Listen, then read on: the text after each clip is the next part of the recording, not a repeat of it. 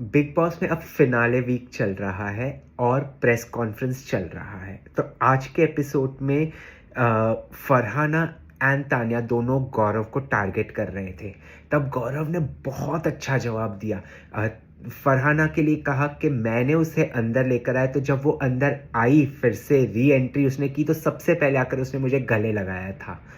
Second, Tanya के लिए उसने ये कहा, जब तान्या ने एंट्री मारी थी बिग बॉस में, तब उसने गौरव को कहा था कि मेरा परिवार बड़ा खुश होगा कि मैं आपके साथ बिग बॉस में आई हूँ।